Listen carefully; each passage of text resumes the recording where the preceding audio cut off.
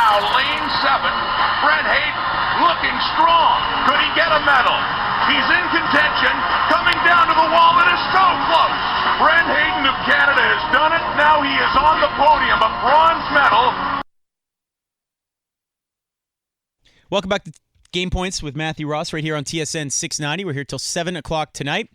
Mo Khan in studio, Dave Trentadue as well, and Jimmy G on the board. That clip courtesy of the 2012 London Games, where our next guest was, fortunate enough to win a bronze medal. And we're lucky to have him here on the program. He hails from Mission, BC. You can follow him on twitter.com/TheBrentHayden. You can also check out his website at BrentHayden.com. It is Mr. Brent Hayden. Hey, Brent, thanks for joining us. How you doing? Hey, I'm good. Thanks, Matthew. Thanks for having me.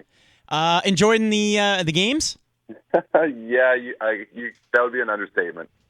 Wow. I mean, just watching what's been happening in Rio as an athlete yourself, as somebody who's been there, done that, what does it feel to watch former teammates or people up-and-comers that you might have seen in the past do what they've been doing? We always talk about, the golden ages of Canadian swimming when we look back at, swimmers like Anne Ottenbright, Victor Davis, Alex Bauman, Mark Tewksbury, and then it kind of just sort of dwindled down a little bit. We had some great swimmers here and there, Marianne Limpert, Joanne Millar, Curtis Myden, and then there's me and Ryan, but it kind of seemed like the team overall was still a little bit struggling. And I think what we're seeing in Rio is really a resurgence of that kind of golden era coming back to swimming in Canada. Is this something you anticipated heading into the games? What has surprised you? What did you expect? I always said that our girls' team was looking really strong. I thought we would have been able to get on the podium on the guys' side.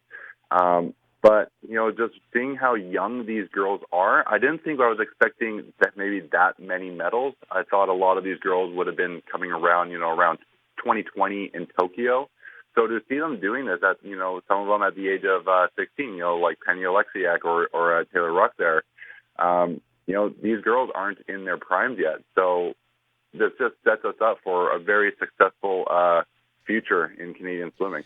Chatting with Brent Hayden, a swimmer for Canada at the 2012 Games here on TSN 690, a 2007 world champion as well, as we talk a little bit about the Rio Games and also what Brent's up to as well. You mentioned Penny Oleksiak, certainly the darling of these games. My daughter's been infatuated with it. She's looking at potentially joining a swim team at the age of 8. What did you know of her coming in? I'm sure you had heard some stuff. I'm sure you had seen some stuff. What did you know and what did you expect? All I really knew about her was that, she did really well at the Canadian trials. Wasn't necessarily expected to stun people the way she did, but, how she was able to perform there, definitely knew that she was going to be a good swimmer eventually. It just didn't know it was going to happen so soon. Elsewhere, you mentioned Ryan Cochran, a guy who finished 6th last night in that grueling 1,500-meter race, a two-time medalist, a former teammate of yours. At the age of 27, he was asked if he would be back in 2020, and he said he has to think about it, not so sure at the moment. What's your take on what he's accomplished and whether or not he would continue to swim? Ryan didn't actually need to prove himself at these games. He had already done that with the 2008 games where he got the bronze medal and then going back in London and then getting the silver. So he's already a two-time medalist over 2 different Olympics. Just the fact that he's been able to come back for another 3rd Olympics, I think already speaks volume of his character and his strength, because a lot of athletes don't make it to 3 different games. Right, and so to even be in medal contention, I think is really positive. And also have to remember, Ryan did lose his coach to cancer last year, so I know that was definitely shook up his training a bit. The psychology of having to deal with that as well. So he had a lot weighing him down. But I just think Canada just needs to just tell Ryan, we all believe in you. We know you gave it everything you have, and I think he's one of the reasons why I think these girls are also doing so well right now. Chatting with Brent Hayden here on TSN 690. Mo? Brent, you mentioned about the future for swimming in Canada. these next 4 years, how critical is it for this generation to get ready for 2020? And do you think the pressure could get to them given how much the expectation level will go up for 2020?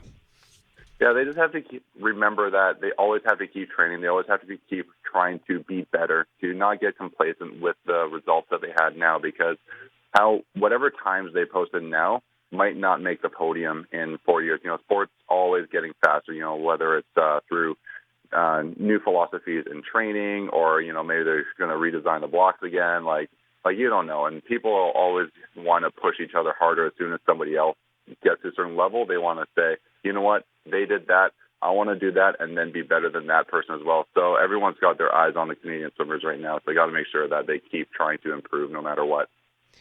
Looking at what Michael Phelps was able to do at the age of 31, can you put that in perspective for us based on the average age of success for swimmers at these games and also in championships?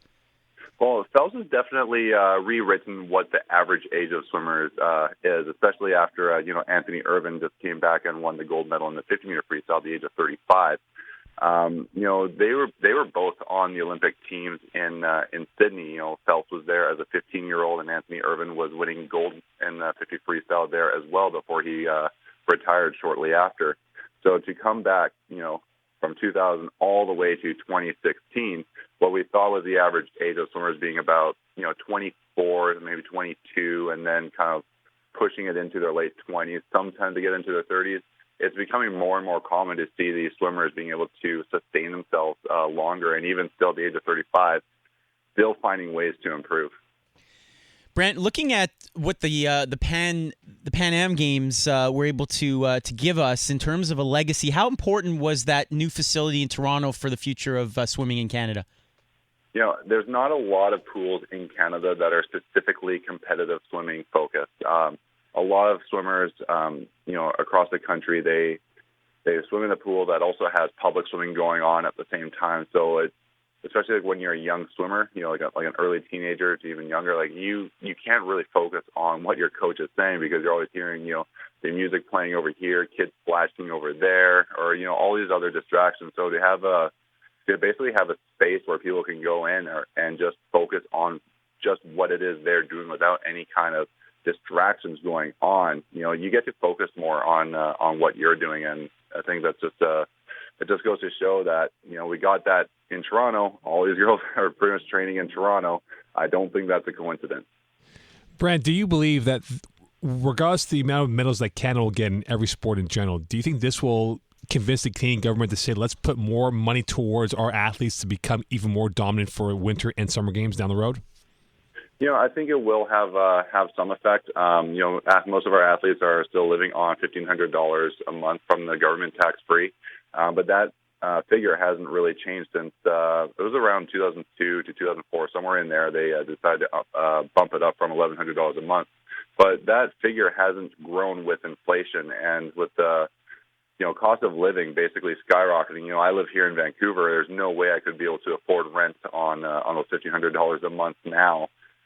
So it would be nice to see them adjust it. I also think there's a huge opportunity for corporations to now want to sponsor athletes with much bigger contracts. We saw Andre de Grasse get I'm just kind of remembering off the top of my head here, but it was about $11 million. Now, I'm not saying every athlete should be getting $11 million, but in my time, a big contract was about $10,000. Meanwhile, somebody from another country, say like the U.S. or France or Great Britain, Australia, they could be a totally comparable athlete, but they're making 6 to 7 figures. So they don't have to worry about the stress of training and trying to pay your bills at the same time the way that a lot of our Canadians do. Just wrapping up with Brent Hayden, former swimmer with Canada. Brent, got to ask you, once the swimming is done at the Games, how much fun is it to go around and cheer on your fellow Canadian at whatever event it is, whether it's track and field or volleyball or what have you? That must be just a blast to do that.